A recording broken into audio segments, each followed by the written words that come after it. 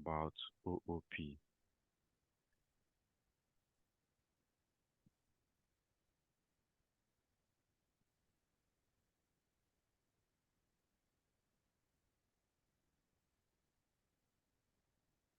Okay, so we'll just continue from there. Discussing this concept is something that it's good that we understand it because it's widely used, not only in Python language, in other programming languages too. We use this concept of object-oriented programming.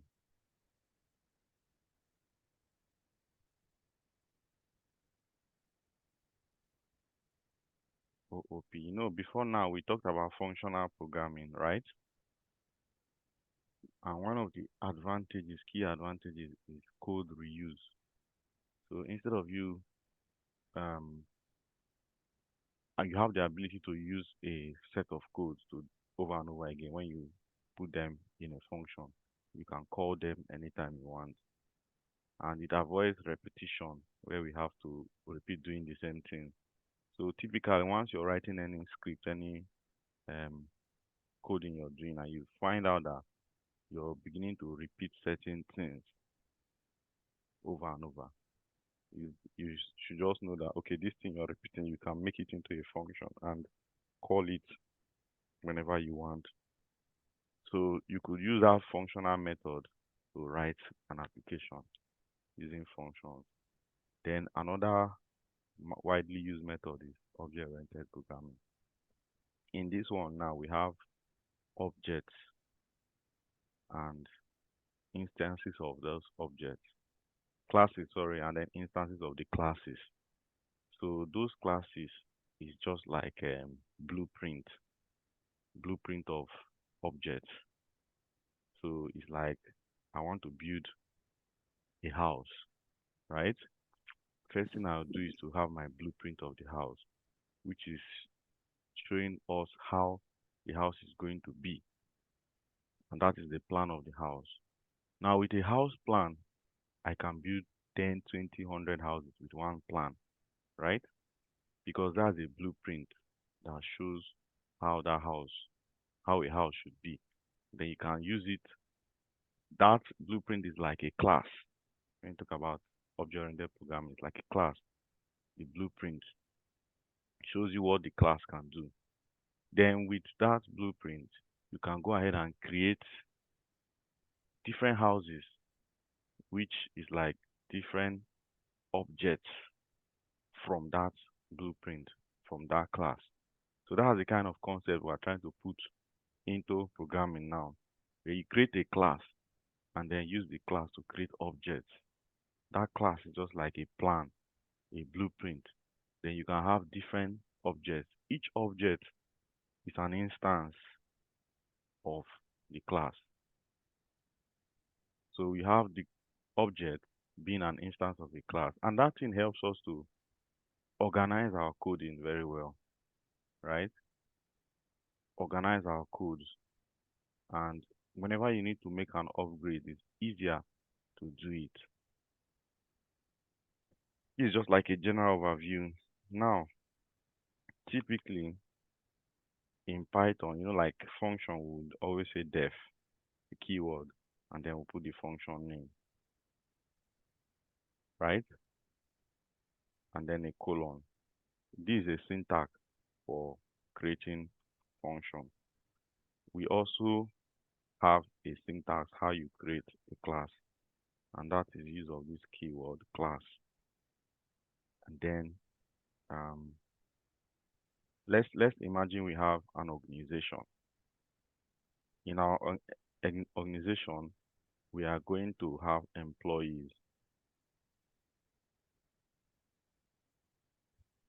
So creating a class, you follow this syntax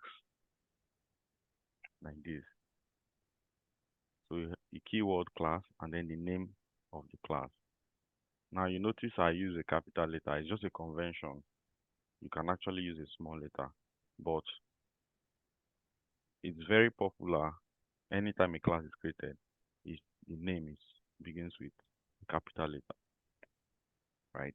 Meanwhile, when we are naming variables, generally we don't use capital letters. Not as if you use it it will be bad, but it's just like a convention, a practice. So typically, you create a class like this. So by this now, I've defined a class in Python. The only thing is I've not gone ahead to implement what this class can do. And class contains two things majorly. The class objects have data and then they have methods. So the data is like attributes.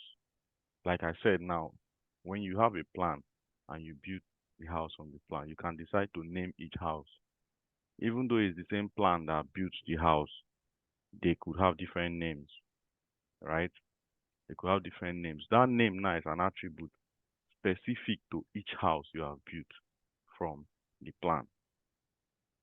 Okay, so that's like an attribute. Now, maybe in the house, every house could have actions performed. For example, we can say in the house, open the door, door open. Every house can open the door. Okay, it's like an action the houses can perform. In this way now in Python or in programming, those actions that all of them can do is what we call methods. Okay, methods. We'll understand as we go further. So now I have defined a class which is which is called employee. So imagine that we are in an organization. We are going to employ people, several people. But now we want to use OOP to hold data of our employees. So we created a class for employees. Then the objects in this class are going to be people that we employed, right? Now, when we employ people, there are certain details we want to take from them as a company. We may want to know their first name, we want to know their last name, we want to give them an email, right? And at the same time, there are some kind of um, actions we may want to perform on individual employees. For example, we may want to raise their pay. We may want to do some other thing, promote them. Those ones will now become the methods. We would write codes to represent all of this. Now, even though I've not implemented much, I can still create instances of my class. So I can say employee one is equal to employee. So when I do this, I have created an instance of the class. So we have the class, and now we have the first instance of the class.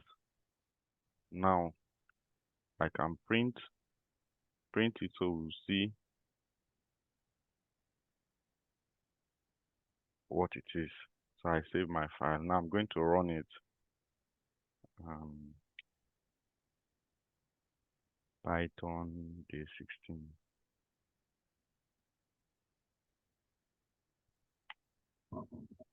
So now after running it, if you observe, what we have here is saying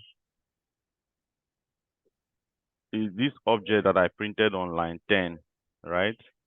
Is employees objects at this location in memory. I can do a second one, employee underscore 2. Hold on, let me reduce this volume.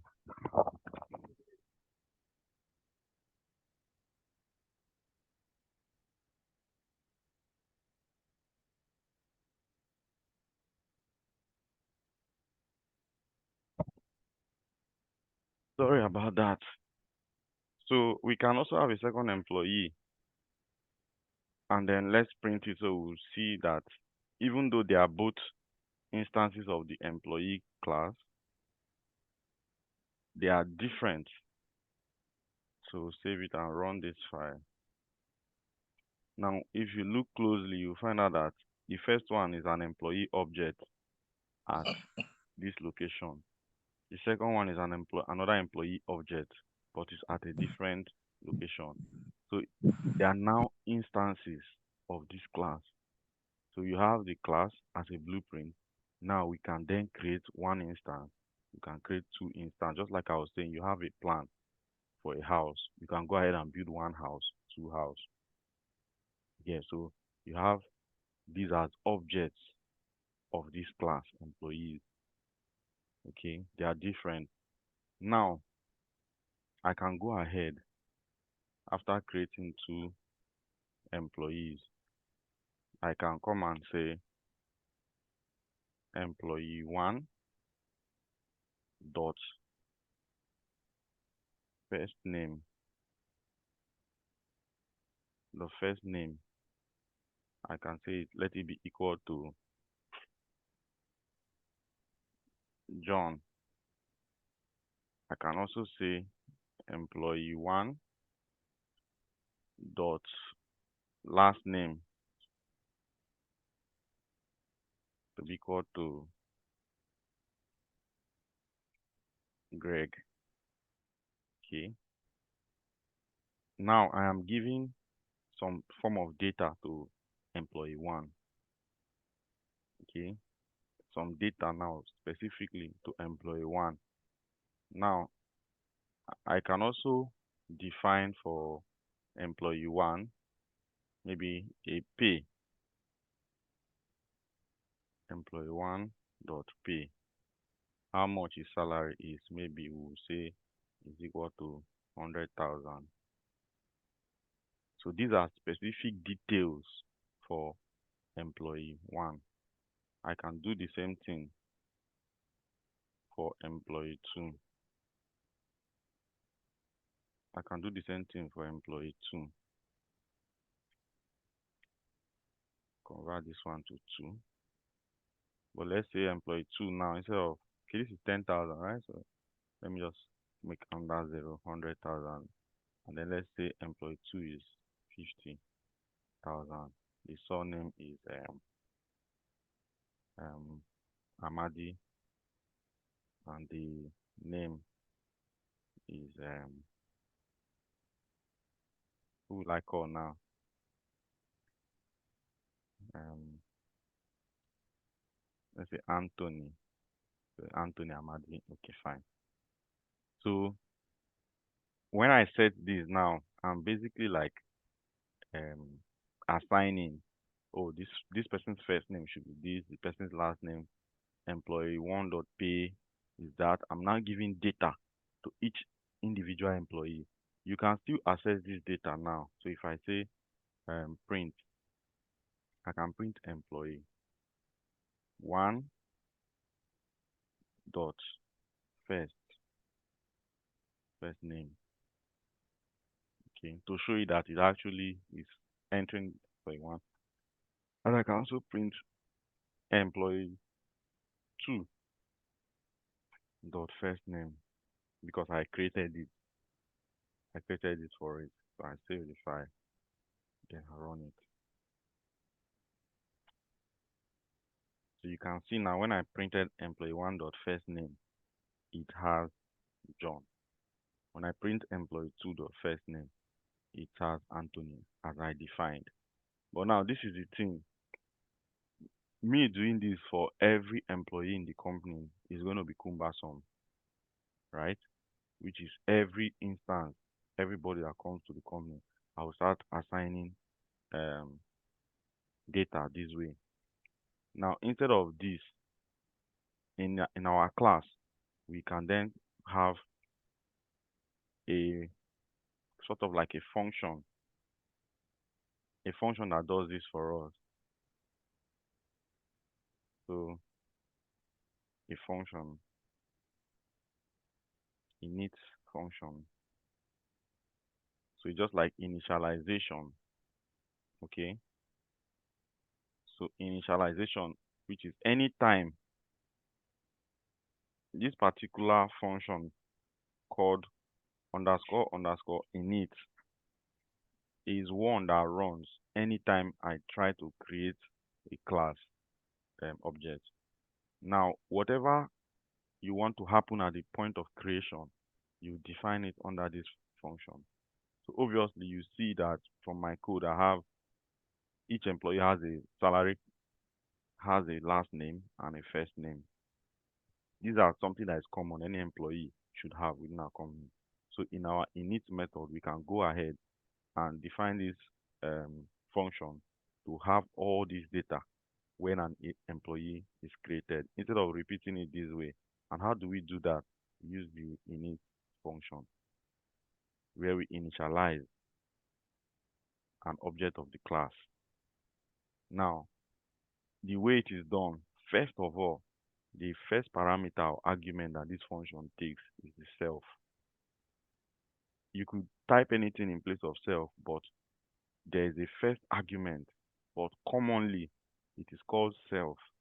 It actually even makes more sense to call it self.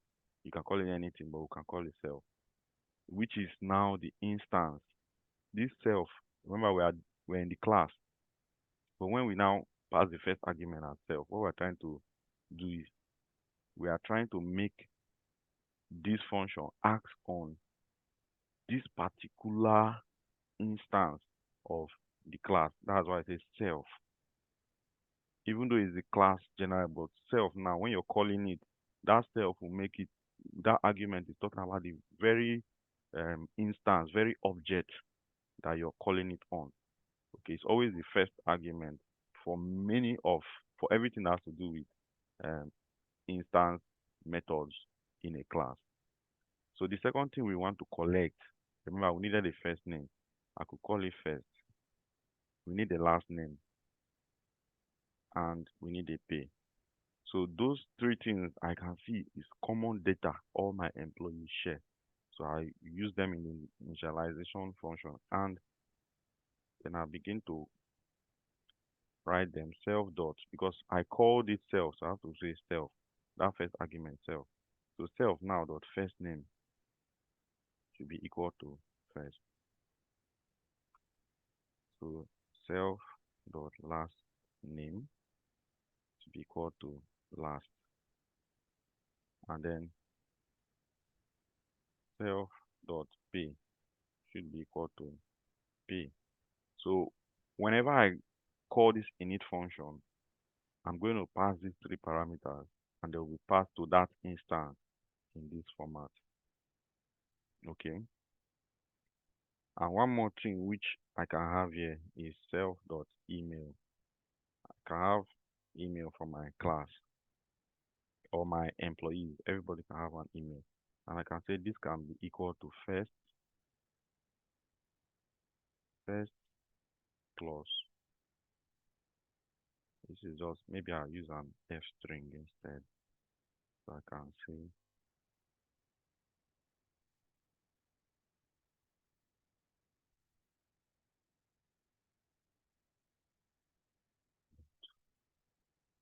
last, which is first dot last, then at companion.com.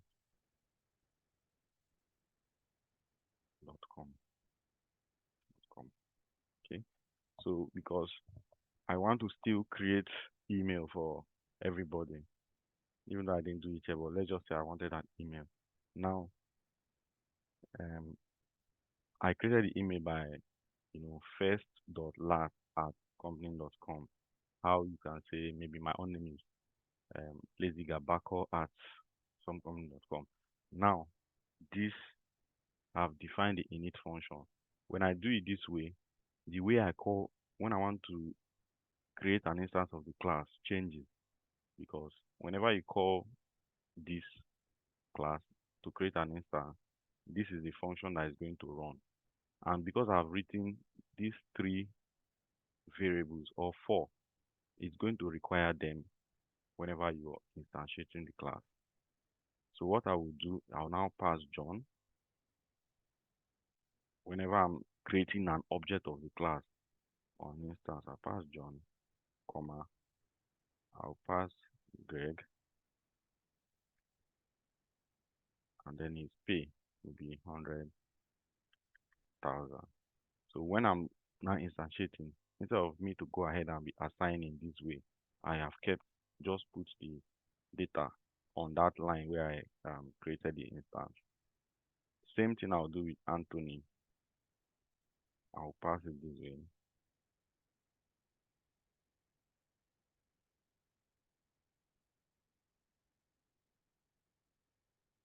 And then I said it's only 50,000. So already I can remove these guys. See, my coding now has been simplified. Yeah. So when I was adding data to each instances of the class, instead of doing it line by line, now with one line, I've added the necessary data. These data, all these ones here, are then called the attributes of this instance or this object. Attributes, they are specific to that object. Okay, they are specific, so they are created with this. Now, instead of me having those all those lines of codes I removed, instead of all of them, everything has been simplified. Once I am calling it this way, they are already there. You get. So that's how you now see that class using object-oriented programming, you're already simplifying your code. You're avoiding repetition because if you see all those lines of code, if I bring them back, it's almost like repetition. First name, last name, pay, first name, every time. But with this format, once I just create it, I can still access print employee.first name and you see that it will be John. Now, somebody may say, oh, there are four of them here, but I only passed three, right? Remember, I told you the first argument is self, right? This one is pointing to, it's pointing to the instance you're creating. I'll show you in a bit, but let's run this and see if it works as we expect. So you can see when I run it, after saving it, it still printed the first name and the last name. For for both employee one and employee two, and it is noting that they are different. That's what that self is doing. So whenever I say employee one dot first name, employee one now is the self that is making it specific to employee one. It will go and bring the first name of that one. When I change it to employee two, that self attribute now go to employee two and bring his own data. Are we following? So now we have created Yeah. our class and simplified the process of adding data to instances of the class. Instead of us to add them one by one, we just in the init function, we define those data into the instance of the class. Now, if we want to get the full name of our employee, yeah, instead of us to, um, maybe I could say something like full name. I can then begin to say equal to employee employee one employee one dot first name, right? Maybe I could create it.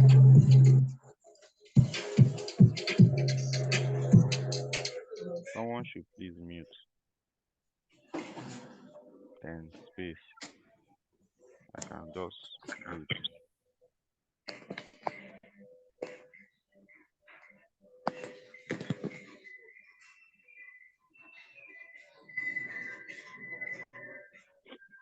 So I can say, okay, if I want to know the full name, I can just use a kind of like string line, right?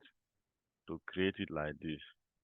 Anytime I want to know the person's first name, I can say, oh, full name, yeah. I could say your first name space your last name. I print it out. It's complete. But instead of doing this away from the class, I can still go back into the class and create a function that will be doing it for me. So which I'll say is def. I'll call it full name. Okay. Now, this function within the class, we still take the first argument as self because I am referring to an instance. So I can just return.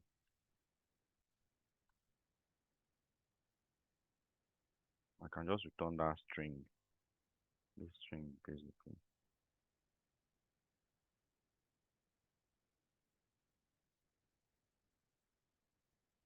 Yeah.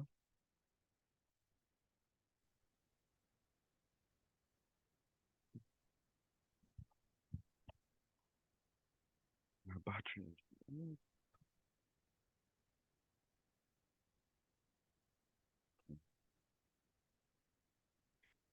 So now I've created a function within my employee class that returns the first name and last name as full name. I could have just anytime I wanted to know employee one's first name, I could just do this outside. But if I do this when I want to do it for employee two, I'll repeat the same code and all that. So I now removed it, and now I've created a function in my class. Now this function is called a method. Okay, so that's where we have class attributes, the data that the instances hold per instance, and then we can then have other functions that we can call on the class, which is called what? Methods. So this way now, if I want to get the full name of the employee, I can say print employee one dot full name. But watch this now. When I put full name, I put parentheses. Yeah. But when I was calling these attributes, there is no parentheses. So remember, these attributes are just like data, but this full name is like a function, which is now a method in the class. You get? So with that, whenever you're calling it, you have to put um, parentheses. Of course, a method might take argument, but this method does not take any argument, although we still have that first argument by default, which is what the class will use to point to the instance that you're using to call the full name. Okay, it will use it to point to that particular instance, that self um, method, self and what they call it now, argument. So let me write it in another way to give more understanding to that. I could have said this employee dot full employees dot full name, right? Now let me separate this one. When I when I call when I call employee one dot full name, you know that I'm trying to say the full name of employee one. So what I'm trying to explain is that this self parameter you're seeing here is employee one. Then I will now call its own full name. Another way this is done is I will, since I know that full name is a method in employees, I can call it by employees dot full name and pass employee one as an argument. So this is actually the way it is like this. So whenever you write this, this transforms into something like this. That is why we have to have that argument self, because a parameter will be passed. That parameter that will be passed to this function is the instance that we are dealing with. It will be passed. So these two are the same thing. So when you say employee one dot full name, yeah, I call the function, but someone can say, oh, when you are defining the function, you put an argument. So the argument is supposed to be there when you're calling it. But if I run it, it's going to work because underneath the hood, it turns out to be like this. So what is passed is the instance. So it's employee one that is passed. So when it press in one employee one, that's how this function will be able to know that, oh, employee one first dot first name. So okay, this shouldn't be employee one.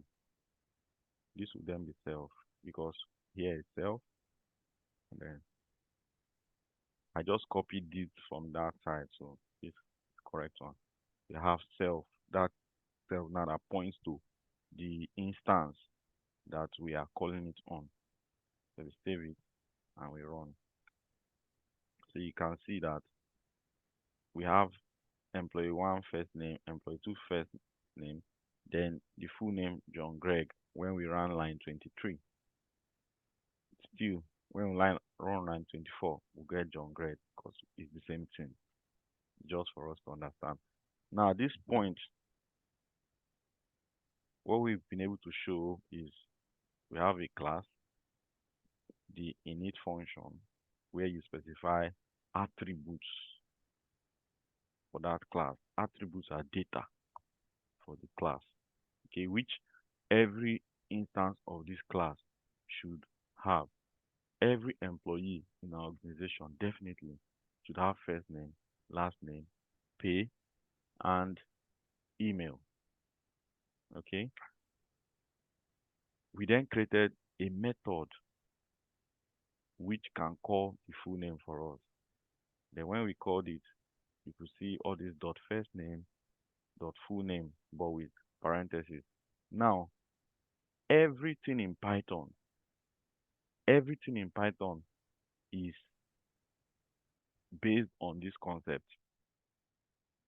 Everything we've been doing. If we talk about list, if we talk about strings, if we talk about integer, all of them are classes and objects. Classes and objects. So if I create a string, all those time we'll define it and say, okay, maybe we'll say string one is equal to this is a boy. This this line is similar to this. Okay, it's similar, but in this case, um, it is not being um instantiated like this, but it's just similar. What you're doing, you're passing this attribute now to um to string as a class. There's a class of strings. So because of the parenthesis, Python knows that's how it is programmed. It knows that this is a string and it's now an instance of the class string. So there's a class called string, and there's this now has now become an instance of that class string. This is why you could have some string methods replace. We've talked about some string methods before. And if you observe, when we call those methods, this is how we call them. We could say string one dot replace. We want to change something, replace something in string one. We can say string one dot upper. We want to change it to upper case. We can say string one dot lower. All those methods of string that you could call on string are just like functions like this defined under the class string. The same applies to integer. In integer is a class. Then you have methods you'll be calling on all those objects of the class. List, dictionary, all those data structures or data types that we had in Python are objects of classes. I hope that makes sense. That's the reason why when you're using your Python, there are some methods that are exposed to you when you say you create a list. You can call some methods on your list. You can call some methods in your dictionary. Those methods are just the functions available to that class, instance of that class. So we're saying this because Python is OOP based. Even though we've been doing all those things before, we didn't know. But that's how it's working. Objects, classes, and objects. So there's a class of list. Then each list you create is an instance of that class. It's following that blueprint. That blueprint tells you the method that you can call on those lists. This is why maybe when you add strings, when we add strings, they join together in a certain way. If you add numbers, they add the normal way we know. Maybe if you add 2 plus 2 as integer or float, would result in 5. But if we add string 2 plus string